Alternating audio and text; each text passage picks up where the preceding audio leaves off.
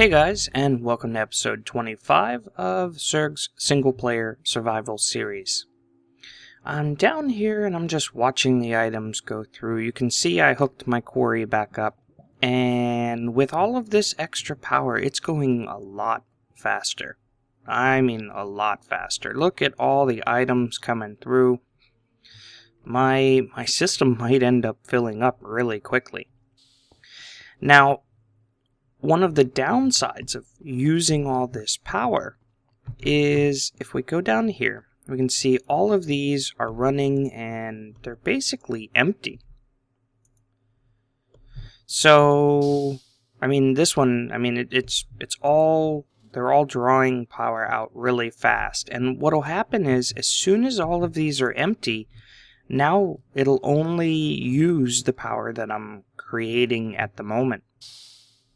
So maybe we might want a way to store some energy, and maybe we can probably set something up to even regulate the energy that we use through this tesseract. And there's an easy way to do both of those. So what I'd like to do is I'd like to start working, since our power system is all thermal expansion. Let's go ahead and look at thermal expansion and see what we can use to maybe fix both issues. So for storage, we're probably going to want some kind of energy cell. And I'm not sure why the creative one shows up. It's not like I'm in creative mode. But there's different tiers of energy cells. And if we shift over them, you can see here that the lowest tier, the leadstone energy cell, outputs 80 RF per tick, which equates to 8 MJ, and we're making a whole lot more than that downstairs. So that probably really wouldn't help us, because it'll only receive 80 too. Now, the hardened energy cell can receive and send 400 RF per tick, which, you know, we may end up using one of those. The redstone energy cell, oh, there we go, 2000 RF per tick. And then we have the big one, the resonant energy cell. So what I was thinking is, for our engines, we should probably go ahead and put a redstone energy cell right there, so we can save up as much power as possible. So I'm going to need some lead, I'm going to need some more electrum, and then I also need to make an energy cell frame, a redstone energy cell frame. So we're going to need 4 pieces of electrum and some hardened glass and a diamond. Well, let's see what we have for electrum. Yeah, I have plenty of that. I made a whole bunch last episode, if you remember. So we'll go ahead and grab 4 of those, and let's see if we have any hardened glass. I do have a couple, so we're going to need 4 of those, and we're going to need at least 1 diamond. Oop, no, 1 diamond.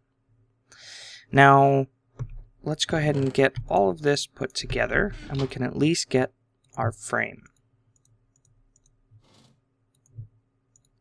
And I love the new changes to the Tinker's Construct crafting station, because now I can just request stuff and make it right here. So we have our cell frame, and that's empty. But if we look here, we need a full frame. So we're going to have to put 4 buckets of redstone in there. And 1 piece of redstone makes 100 millibuckets. So we're going to need, what, 40 pieces of redstone? So let's go ahead and grab that. And we're also, once we have it filled, we're going to need 3 more pieces of electrum, and then I'm going to need another piece of electrum and 2 redstone here and 2, okay. So let's go ahead and grab that there and get that started to cook up.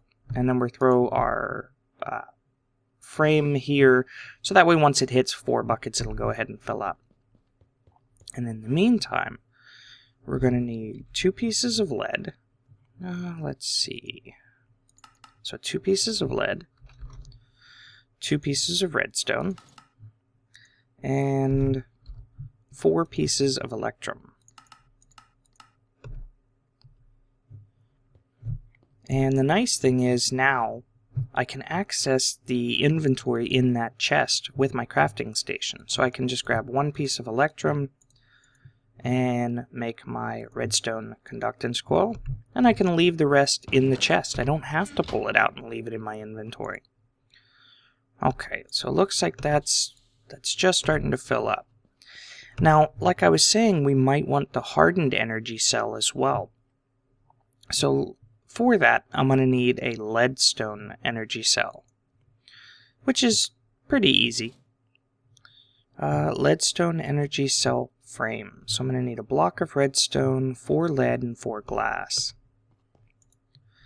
So let's go ahead and get that. So we get 4 glass. We'll get 9 redstone. That'll make a block. And then 4 lead.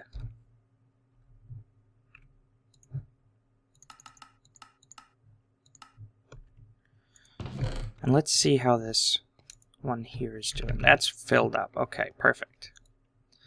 So let's throw this in here, and we'll grab our electrum and finish this one off. So now we have a redstone energy cell, and if we place it down, you can see it can input a max of 2,000, output a max of 2,000, and it'll store 10 million RF. So that'll help us store quite a bit of power. And what we should be able to do is let's just go down here and let's put it right here. So we'll just plop it down right here, and I'll tell it to input from this side here. So that's fine. See how it's starting to fill up. So we tell it input from there, and we want it to output to the back. Oh, we want orange. There we go. So now it should output to our system. Now you can see here it's holding steady, and that's because it's outputting the same amount that it's inputting, and all of that output is going directly into our Tesseract, which is not really helpful, because what if I start running these machines? If my quarry is eating up all of my power, then it kind of it makes it so that I can't use any of my other machines. What if I was running, these lasers here too? Then my quarry is just going to eat everything. Let's see how we're doing for ores. Yeah, everything's going through. Looks like we're doing pretty good. And it's starting to become night, so let's go ahead and sleep. So I don't need my quarry to run super fast and eat up all of my power. And that's why I'd like to go ahead and make another energy cell.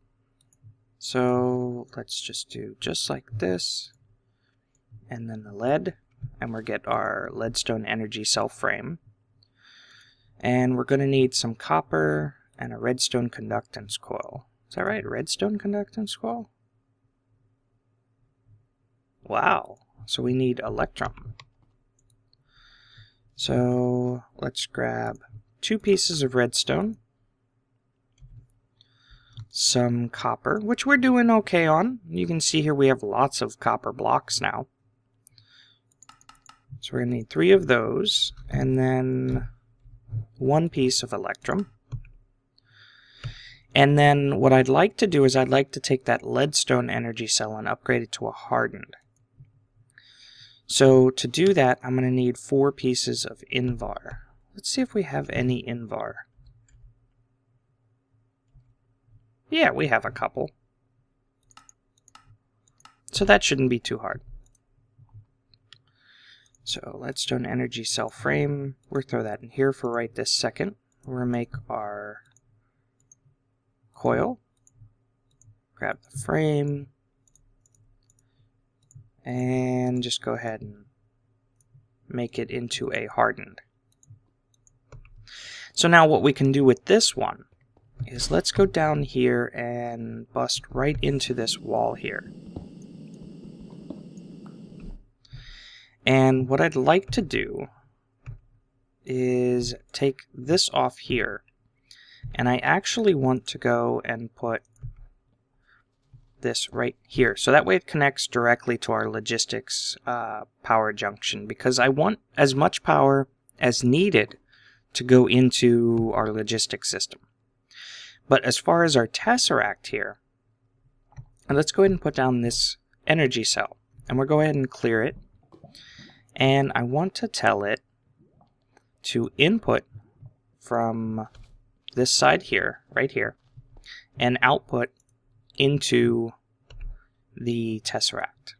So we're tell it output directly into the tesseract. Now the nice thing is now we can go ahead and adjust this. So you know what? I can let it be 400. That's fine. And actually, let's do say 350. So that way it'll store up a little bit of power in here. So ultimately, what it's doing is it's sending 35 MJ, and that's how the quarry reads it, is as MJ. So you can see here we're still getting a good speed on it, but it's not going to eat up our entire power system. If we go down here, we can see that this is now climbing very fast. And what I'll probably do is, as soon as this is full, you know what, let's go ahead and turn it off. And that makes an easy way for us to turn it off too. We can easily, you know what? Let's see about, well, once this is filled up, what we can do is we can put a lever like right here, and we can tell this to, yeah, right now it's on a low redstone signal, so we can tell it when it receives a high redstone signal to stop sending power. So ultimately what that will do is turn off our quarry. And I'm going to tell this to ignore redstone signal, because as far as the tesseract's concerned, I still want it, if there's items coming out of our quarry, I still want them to go ahead and be pumped into our system here. And what? Why is that? Oh, I disabled the power. So I'm going to give some time for this to fill up, and I need to grab a lever anyway. And then we'll come back and we'll go ahead and just set up that lever and get everything turned on. Okay, so it looks like it's completely full now. Let's go ahead and bump it all the way up to 400. So it'll input it'll input as fast as it outputs. And you can see here, the items they're a decent speed. I mean, we're not running a really fast quarry, but you know what? If I start running into inventory issues, I don't really want it to be a super fast quarry. And what I can do is I can go ahead and just throw a lever right here and say, for any reason, say my chests fill up or something like that, and I need to stop my quarry, instead of running all the way out there, I can just go ahead and flip this lever, and you can see as soon as the power runs out of the quarry itself, it should go ahead and stop. Let's just make sure that that happens. Looks like it's still running.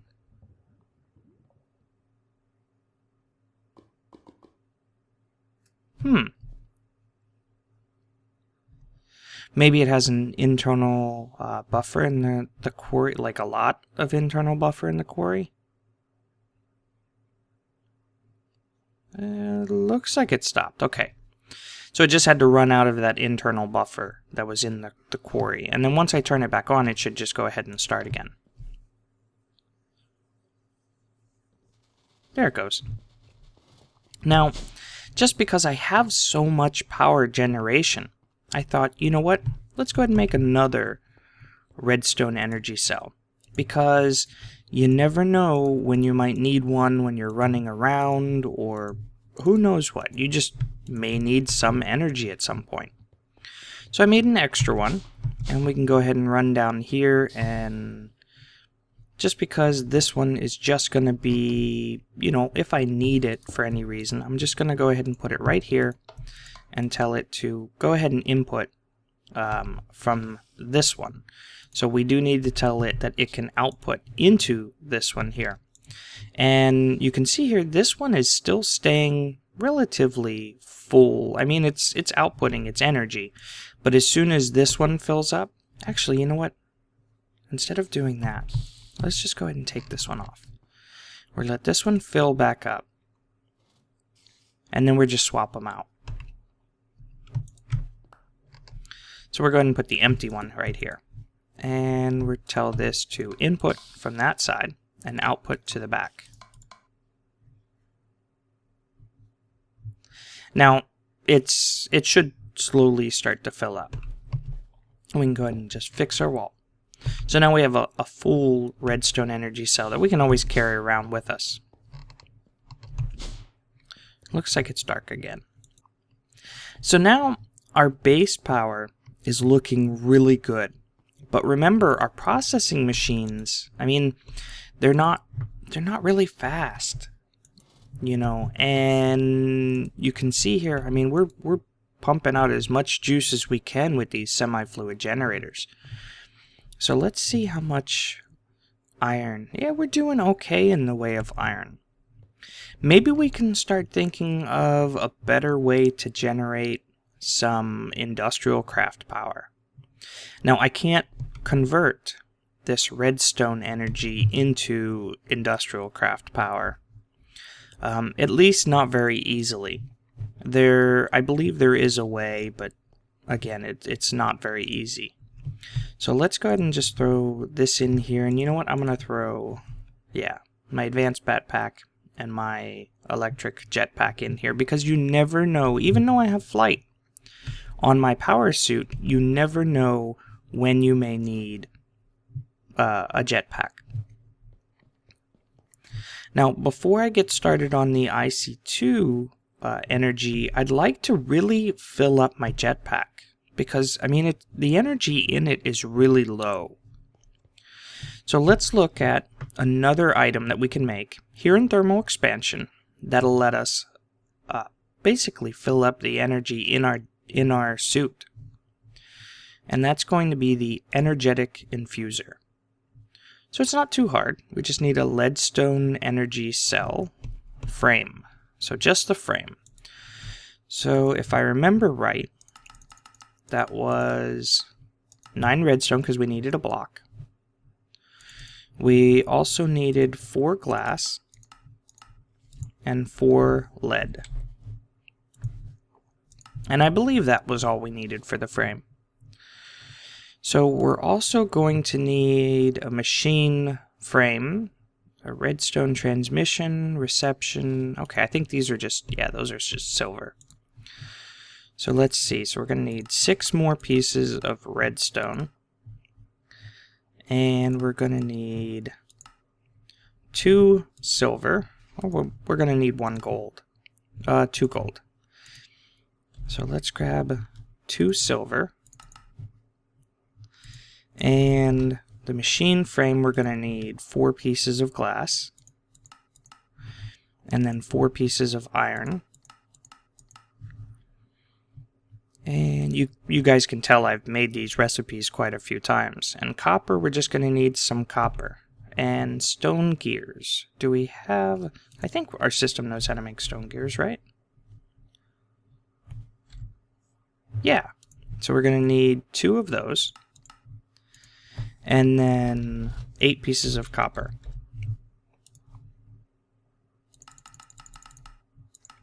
Perfect. So let's start getting everything together. So we'll get our glass here.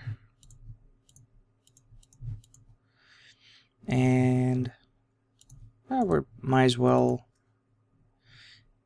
get the machine frame that we need. So there's a machine frame.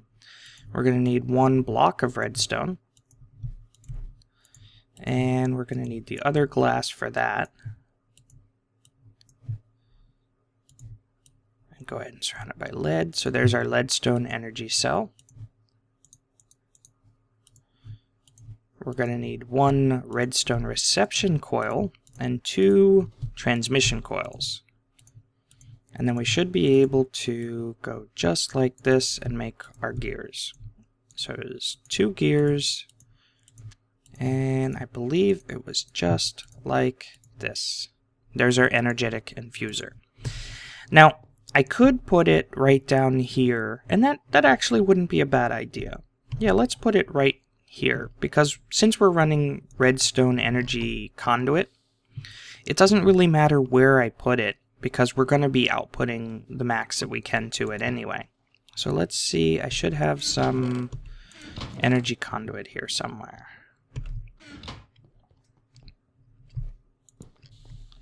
We'll put down our energetic infuser, and you can see there it really quickly fills up with power. So what I can do is, since all my power is really being stored on my legs, I can take my legs and go ahead and throw them in here, and it will go and fill them up. Now, you can see here it's using quite a bit of power very quickly. So what I can actually do is I can offset that by putting my redstone cell right here and go ahead and tell it to output directly to the energetic infuser. So what's happening now is it's getting the power from not only this cell, but the cell downstairs. And it's going to take a little while to fill this up. And even that's not enough power. I mean, it will seriously fill this up quite quickly. So it's going to take a little while before that completely fills up. Unfortunately, that means that we're running really slow at the moment. So we'll give that a little bit. And I don't need the Peridot. So what I'd like to do, now that we have that and we can fill up our suit, is I'd like to fix this power system. I'd like to pump more power in here so that way I can speed up my ore washing plant, and really I want to speed up my thermal centrifuge, because this is where the backlog is right here. And in order for me to make this faster, you can see here the power is already kind of dipping. Let's grab an overclocker. So if I throw an overclocker in here, you can see it's speeding it up quite a bit, but we're not able to supply enough power to it now. And that's mainly because this is only outputting 128, and if you look here, right now we're requesting 123. Well, that 128 has to power all of our machines, not just the thermal centrifuge. So we're going to want to upgrade our CESU so that it'll output more power. The problem with that is we're not generating more than that 128. Not really. So let's take one of the overclockers out. And it'll slowly fill back up. But that's where our slowdown is right here. Now, granted, our ore washing plant isn't processing, everything really fast either, so we could probably use a little bit more power for this too. I mean, ultimately it comes down to the power, not the speed of these machines. So let's just throw those overclockers in there for right the moment. So if we go to IC2,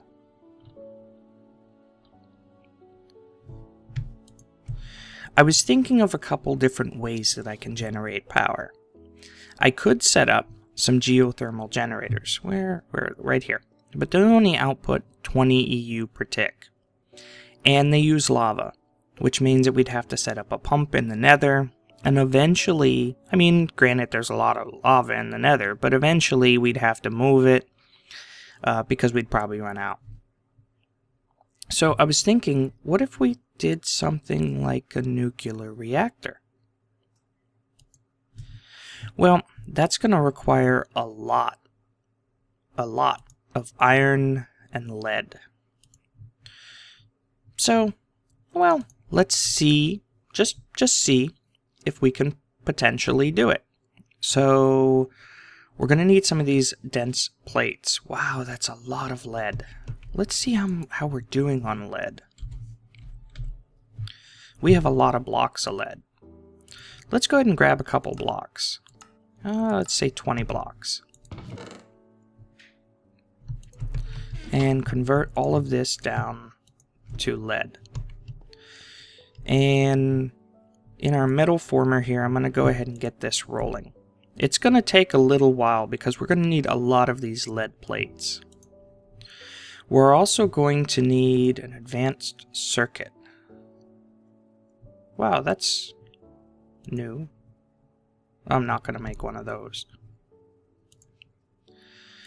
It's just as we're going to need a couple of basic machine casings.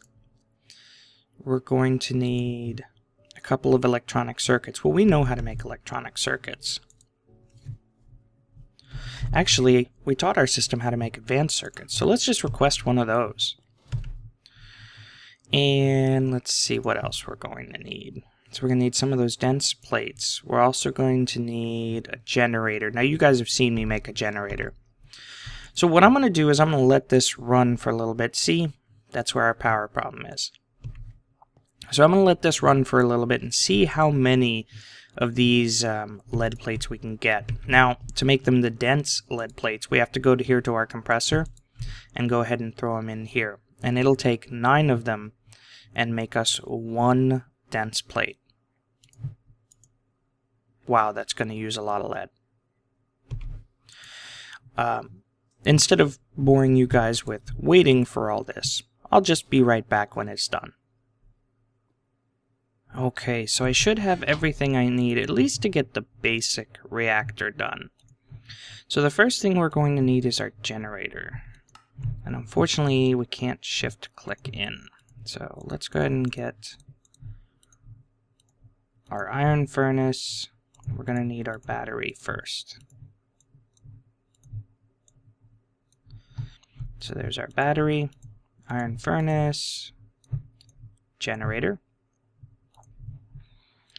We're also going to need the 4 dense lead plates. We have those. We have the advanced circuit. So we're going to need a couple of reactor chambers, which aren't too bad. Just basic machine casings and lead plates. These aren't the dense lead. So I made some lead plates too. So let's go ahead and get 3 of these basic machine casings and go ahead and do lead plate. Is that wrong? Is it like this? There we go. Reactor chambers. So we can do 3 reactor chambers, a generator, an advanced circuit, and the dense lead plates. So there we go. We have our nuclear reactor. Now you notice here it can do anywhere from 1 to 8,196 EU per tick. And I'm going to come over here and it's almost filled up. You can see that my redstone energy cell is completely empty. So I'm going to go ahead and take my pants out and put them back on. So I almost have full power. And that'll give time for my system to regenerate a little bit of power, because if we come down here we can see that's completely empty. So I basically just got rid of all of my power in my entire system. And I think just for right now I'm going to put this right here. And if we look here, you can see that we have a couple of slots that we can put different things in. And it gives us a little bit of a heat indicator and how much EU we're creating. Now I could use steam generation and make basically EU out of steam, but at some point I probably want to go and upgrade these steam dynamos. So it's okay for right now. Maybe we'll even do that in addition to having a nuclear reactor. Unfortunately, I think that's going to be about the end of this episode. So what we'll do is next episode, we'll go ahead and come back and see what we can actually do with this nuclear reactor. I hope you guys enjoyed. And of course I have to let my power system catch up. And with that, I will see you guys later.